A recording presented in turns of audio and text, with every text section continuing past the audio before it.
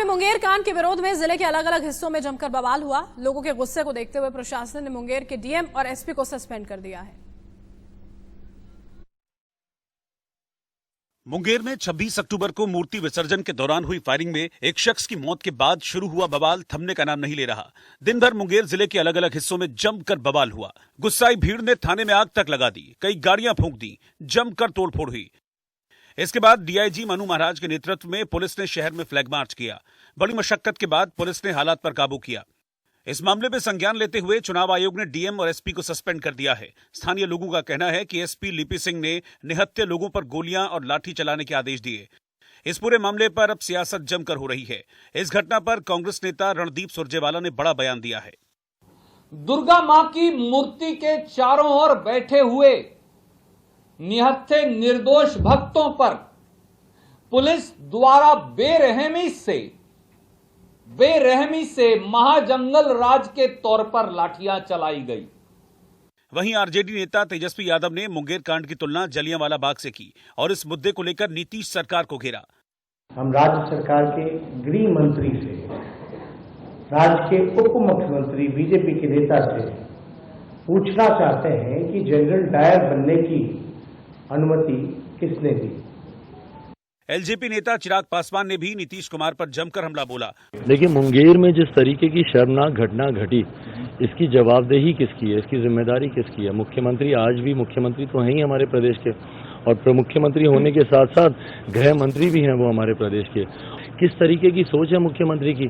जातिवादी आप सोच रखते हैं, ये तो मैं मानता हूं, पर माता के श्रद्धालुओं को भैया कौन नहीं जानता कि उस दिन विसर्जन होना था? किसको नहीं पता, बताइए मुझे। चुनावी माहौल में मुंगेर कांड को लेकर राजनीति गर्मा गई है और पुलिस की कार्रवाई पर हर कोई सवाल उठा रहा है।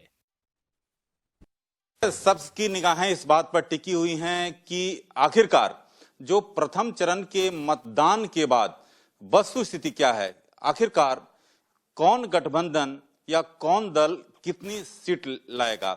सूत्रों के अनुसार जो बड़ी खबर है उसके मुताबिक जो एनडीए में बीजेपी अच्छा प्रदर्शन करती दिख रही है, लेकिन जो अन्य घटक दल हैं उनका प्रदर्शन उतना अच्छा नहीं रहा है, जैसा कि सूत्रों के मुताबिक ये खबर है। हमारे साथ इन तमाम मुद्दों पर बातचीत करने के लिए लोजपा प्रमुख चिराग पासवान हैं। चिराग, आपकी जुबानी चाहेंगे कि प्रथम चरण के मतदान के बाद आपके अनुसार क्या? देखिए, ये बात सही है कि इस बार का जो मतदान है वो बदलाव के लिए है, और बदलाव का मतलब मौजूदा मुख्यमंत्री नीतीश कुमार जी को हटाने के लिए है। इसमें कहीं कोई दो राय नहीं है कि मुख्यमंत्री मौजूदा 10 नवंबर के बाद कभी दोबारा प्रदेश के वो मुख्यमंत्री नहीं बनेंगे। जिस तरीके से, बल्कि आप ही के चैनल पर मैंने जितने रिएक्शंस देखे, कल जब वोटिंग भी हो रही थी, लोगों से पूछा भी जा रहा था तो मुद्दे क्या हैं, एजेंडे क्या हैं, तो सबने बोला कि बदलाव के लिए है, भ्रष्टाचार के लिए है, पलायन के लिए है, रोजगार के लिए है। तो ये सारी समस्या तो मौजूदा सरकार से है ना। अगर कोई ये बोल रहा है कि मैं पलायन रोकने के लिए मैं मतदान कर रहा हूँ, तो मतलब पलायन आज की तारीख में हो रहा है। मैं भ्रष्टाचार के खिलाफ मतदान कर रहा हूँ, तो भ्रष्टाचारी सरकार तो ये है ही। मौजूदा मुख्यमंत्री ने जिस तरीके से 7 निश्चय में भ्रष्टाचार किया, कल देर रात तक मेरे प्रत्याशियों से बातचीत होती रही। 42 प्रत्याशी हम लोगों ने भी फर्स्ट फेज में उतारे थे, और उनसे मेरी भी बातचीत हुई। जो उत्साह उनकी आवाज़ में था, या जो एक खुशी की लहर लोक जनशक्ति पार्टी के कार्यकर्ताओं में देखने को आज की तारीख में मुझे मिल रही है, ये मेरा भी विश्वास बढ़ाती है कि definitely yes, Lok Janshakti party Bihar first, Bihari first जिस एजेंडे के साथ हम लोग आगे चले थे, जनता का अपार समर्थन हम लोग को मिला। और जहाँ पर हम लोग चुनाव नहीं लड़ रहे थे, वहाँ पर भारतीय जनता पार्टी चुनाव लड़ रही थी। और जो बात मैं शुरू से कहता रहा हूँ कि भाजपा लोजपा मिलकर सरकार बनाएंगी, फर्स्ट फेज में ये बात क्लियर है कि सरकार बिहार में अगली भाजपा के नेतृत्व में भाजपा लोजपा बनने जा रही है। बीजेपी कितना और अन्य दल कितना? क्योंकि चिराग, आप लगातार जो है, अभी भी आप चुनाव प्रचार से आए हैं, लगातार जो है अपने जो उम्मीदवार हैं उनसे मंत्रणा कर रहे थे, फीडबैक ले रहे थे। देखिए, इस बार जो माहौल है अनप्रेसिडेंटेड है। मतलब पिछले 3 चुनाव तो मैंने खुद सक्रियता रूप से मैंने खुद देखे। मैं राजनीति में सक्रिय था, 14 का हो, 15 का हो या 19 का, पर पापा के साथ भी मैंने इससे पहले कई चुनाव देखे, 2004-5 के भी। जो माहौल आज की तारीख में है, ऐसा माहौल मुझे सिर्फ 2014 में मौजूदा प्रधानमंत्री आदरणीय नरेंद्र मोदी जी के पक्ष में और उस वक्त की कांग्रेस की सरकार के खिलाफ में मुझे देखने को मिला था।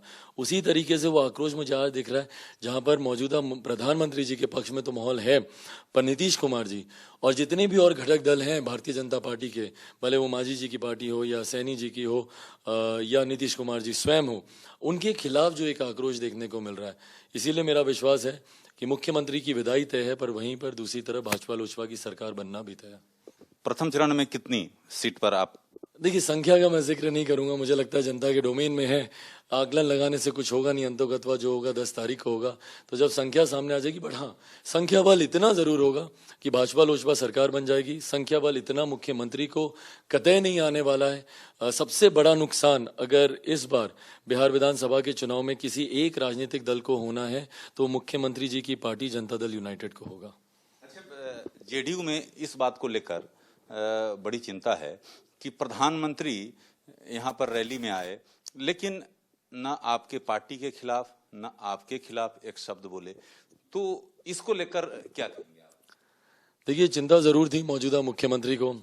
मुझे लगता है प्रधानमंत्री जी के स्वागत से ज्यादा उनको चिंता इस बात की थी कि प्रधानमंत्री आ रहे हैं, क्या बोलेंगे, चिराग के बारे में बोलेंगे नहीं बोलेंगे।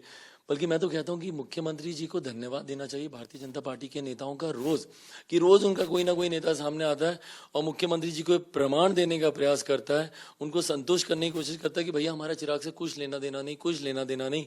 इनके अध्यक्ष तक ने इस बात को बोल दिया, पर उसके बाद भी मुख्यमंत्री जी की संतुष्टि नहीं हुई। अब वो प्रधानमंत्री से भी ये बात सुनना चाहते हैं। मुझे लगता है कल को प्रधानमंत्री भी बोल देंगे तो उसके बाद ये चाहेंगे कि देश के राष्ट्रपति भी इस बात का प्रमाण दे कि भाजपा का चिराग से कुछ लेना देना नहीं। तब भी अगर संतुष्ट नहीं हुआ तो मुझे लगता है अमेरिका के राष्ट्रपति से प्रधान मुख्यमंत्री जी बुलवाना चाहेंगे कि प्रमाण दे कि इनका चिराग से कुछ लेना देना है कि नहीं। हकीकत यह है कि बिहार की जनता का आज की तारीख में मुख्यमंत्री जी से कुछ लेना देना नहीं। बिहार की जनता उनको मुख्यमंत्री बनता हुआ नहीं देखना चाहती, वो किसी से कुछ भी बुला लें। जनता ने मन बना लिया है, जहां पर लोजपा का प्रत्याशी है, भाजपा के और खासतौर पर प्रधानमंत्री जी के जितने समर्थक हैं वो एक तरफा लोजपा के पक्ष में है, और जहां पर भाजपा की सरकार है वहां पर लोक जनशक्ति पार्टी, मैंने तो खुल के बोला ही है कि उनको समर्थन करने के लिए अंतोगत्वा जो सरकार बनेगी वो सिर्फ भाजपा लोजपा की बनेगी। अच्छा, मुख्यमंत्री के खिलाफ इतना माहौल जैसा कि आप कह रहे हैं, इतना क्यों आखिर? देखिए, 15 साल से प्रदेश के मुख्यमंत्री हैं, एक उपलब्धि बता दीजिए ना कि 15 साल से उन्होंने क्या किया। आज वो बोल रहे हैं कि हर खेत को हम लोग बिजली पहुंचाने का काम करेंगे। भैया, कृषि प्रधान प्रदेश है मेरा, अभी तक बिजली पहुंच जानी चाहिए थी। सिंचाई और बिजली आपकी प्राथमिकताओं में से होना चाहिए था। 2005 में जब आप पहली बार आप प्रदेश के मुख्यमंत्री बने, तब से लेके अभी तक स्वास्थ्य व्यवस्था हो, स्कूलों की बात हो, कॉलेजेस की बात हो, यहाँ पर 3 साल की डिग्री 5-5 साल में मिलती है। यहाँ पर रोजगार, मुख्यमंत्री ने खुद मना कर दिया कि कारखाना नहीं खुल सकता, क्यों? क्योंकि लैंडलॉक्ड है। बट यही लैंडलॉक समुद्र का किनारा ना पंजाब, हरियाणा, राजस्थान, मध्य प्रदेश में भी नहीं है, पर वहां पर जाकर यही बिहारी अगर वहां पर काम कर सकता है तो यहां पर क्यों नहीं? तो मुख्यमंत्री के खिलाफ लॉकडाउन में जिस तरीके से भूमिका थी, कोटा में मेरे बच्चे रोते रह गए, मुख्यमंत्री ने साफ मना कर दिया कि किसी बिहारी को बिहार की सीमा में नहीं घुसने देंगे।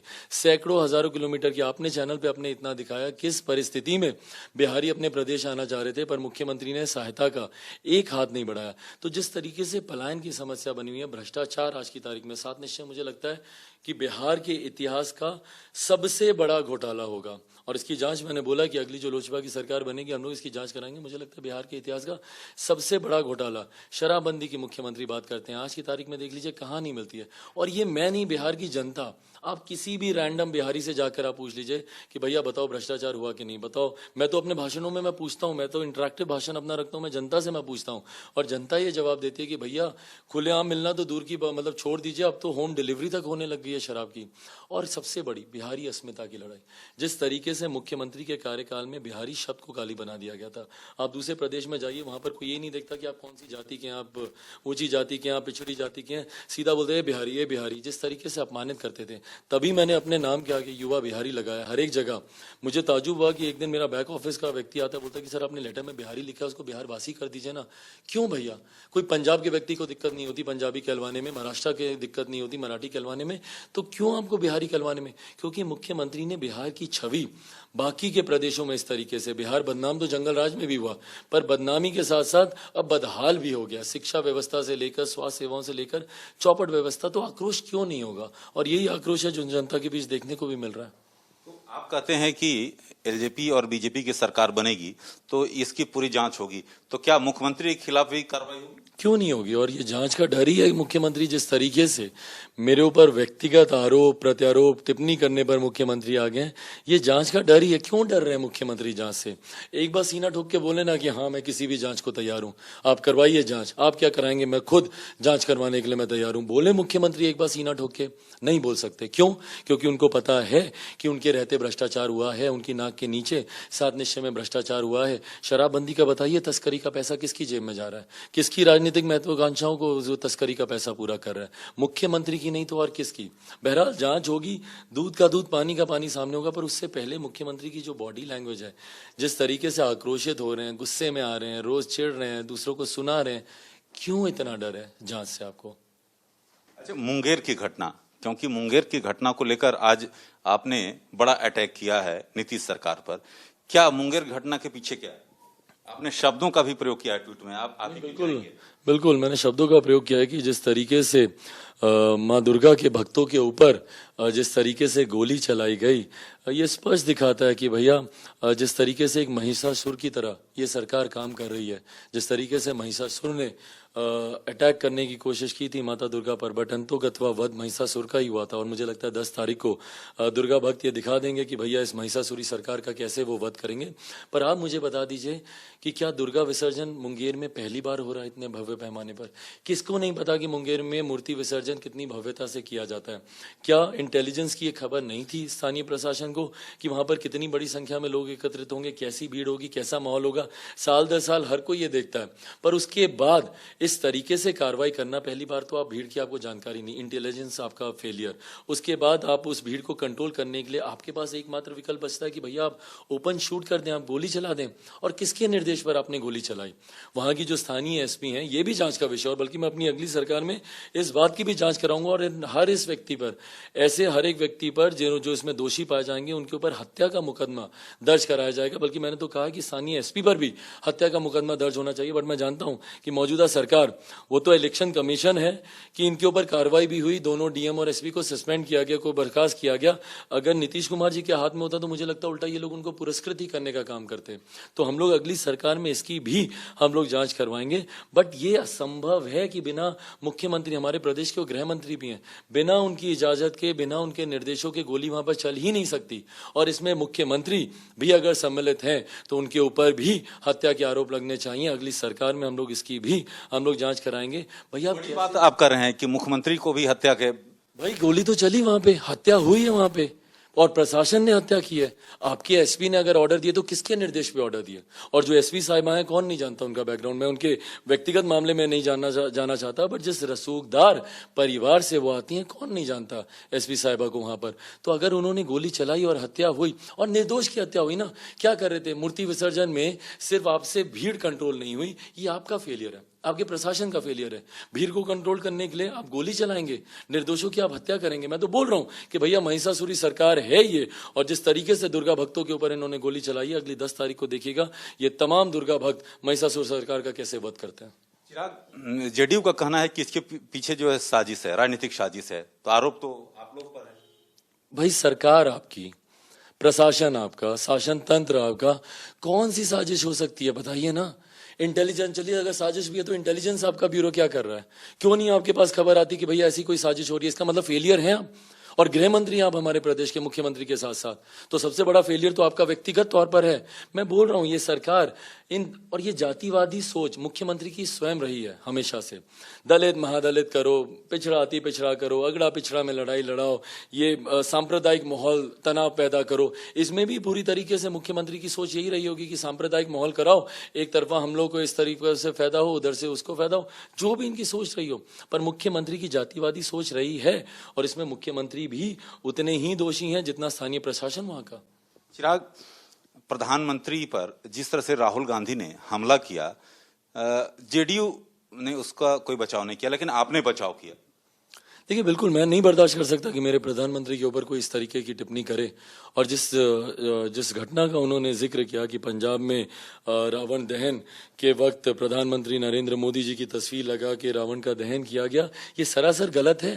हम लोग राजनीति का स्तर कितना गिरा रहे हैं, कहाँ तक हम लोग लेकर जा रहे हैं। कैसे कोई बर्दाश्त कर सकता है कि भैया मेरे देश के प्रधानमंत्री, हो सकता है आपका उनसे राजनीतिक विरोध हो, पर आप उनको रावण दिखाकर आप उनको देश भर में, दुनिया भर में आप उनको अपमानित करने का आप काम नहीं कर सकते। और सबसे बड़ी चिंता की बात यह कि भैया मुख्यमंत्री क्यों खामोश हैं, क्यों चुप है मुख्यमंत्री। आप ही की धरती में, जहां पर आप मुख्यमंत्री हैं, आप ही की धरती पर आकर कांग्रेस के उपाध्यक्ष, कांग्रेस के नेता आते हैं और आकर इस तरीके का बयान देकर जाते हैं कि पंजाब में देखिए किस तरीके से। पंजाबियों की संस्कृति नहीं है ये, मैं जानता हूं पंजाबियों को अच्छे से, पंजाबियों की संस्कृति नहीं है। कोई पंजाबी इस तरीके की हरकत नहीं कर सकता। वहां पर सरकार किसकी है पता करवाइए, कांग्रेस की सरकार है। कांग्रेस के संरक्षण में इनकी सोच से ये चीजें कराई गई हैं। और उसको बिहार में आकर जिस तरीके से राहुल गांधी जी बोलते हैं और उसके बाद नीतीश कुमार जी एकदम मौन साध लेते हैं, एकदम चुप्पी साध लेते हैं। भाई गठबंधन में है ना आप, ये वही प्रधानमंत्री हैं जिनके साथ मन साझा करते आप नहीं थकते। ये वही प्रधानमंत्री हैं जिसकी कृपा से आज आप प्रधान मुख्यमंत्री आप बने हुए हैं। ये वही प्रधानमंत्री हैं जिनकी कृपा अगर रही तो थोड़ी बहुत सीटें आप पा लेंगे, नहीं तो आप वो भी नहीं पा पाएंगे, आपका खाता भी नहीं खुलेगा। और आज जब उनके खिलाफ कांग्रेस के इतने बड़े नेता आकर इतनी बड़ी बात कह जाते हैं और आप एक शब्द तक बोलना जरूरी नहीं समझते। मैं नहीं बर्दाश्त कर सकता अपने प्रधानमंत्री के खिलाफ ये सारी बातें, लोक जनशक्ति पार्टी नहीं बर्दाश्त कर सकती। मैंने तो तुरंत इनके शब्दों की मैंने निंदा की। पर क्यों खामोश है मुख्यमंत्री, भैया क्या साठगांठ चल रही है। मैं तो बोल रहा हूं मुख्यमंत्री पलटी मारने के लिए जाने जाते हैं। 2013 में 2015 तक जिस जंगल राज की खिलाफत कर रहे थे, जिसका घोर विरोध कर रहे थे, जिसका विकल्प बनकर आए थे, 2015 में उसी के साथ मिलकर इन्होंने सरकार बना ली। 2013 से जिस प्रधानमंत्री की खिलाफत कर रहे थे, जिसके खिलाफ बोलते नहीं थक रहे थे, उनका हाथ झटका, उनके सामने से थाली खींची।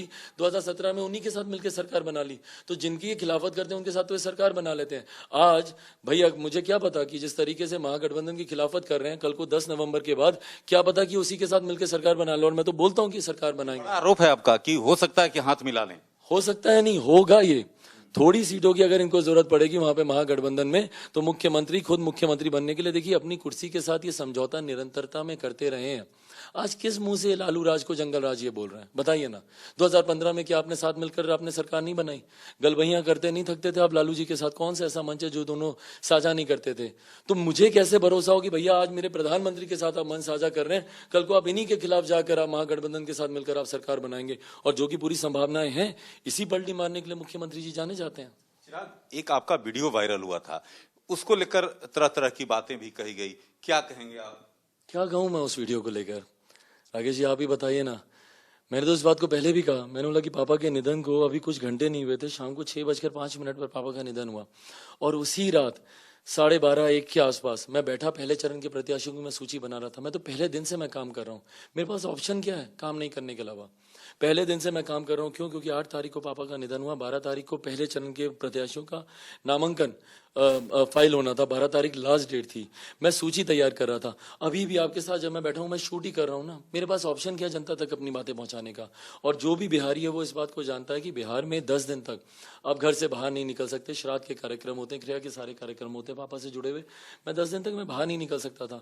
और उन 10 दिनों में मेरे पास यही माध्यम था, मुझे अपना Bihar first, Bihari first manifesto मुझे डिजिटली रिलीज करना था। मैं उसको लेकर शूट कर रहा था। मैं अभी जैसे आपके साथ शूट कर रहा हूँ।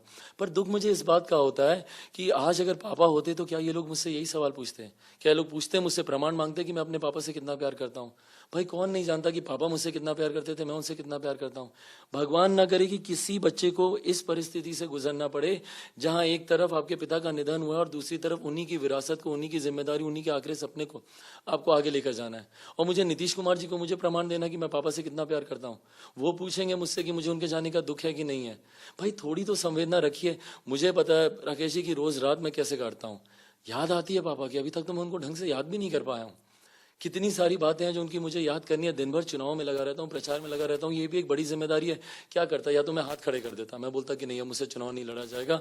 मैं अपने पार्टी के तमाम कार्यकर्ताओं को जो पापा ने इतनी मेहनत से एकजुट किए, उन सबको या तो मैं सड़क पर छोड़ देता, और या फिर हिम्मत बांधकर जो पापा ने ही मुझे दिए, हिम्मत बांधकर जब मैं चुनाव में उतरा हूं, लड़ने की कोशिश कर रहा हूं। आप मेरी नीतियों का विरोध कीजिए ना। आप बोलिए कि तुम्हारा Bihar first, Bihari first vision document तुम्हारा सबसे घटिया विजन डॉक्यूमेंट है, तुमने इसमें ये गलत लिखा, तुमने उसमें वो गलत लिखा, तुम पढ़े लिखे नहीं हो, तुम जानकार नहीं हो, तुम्हारा विजन नहीं है, तुम्हारी सोच नहीं है, तुम बिहार को नहीं जानते।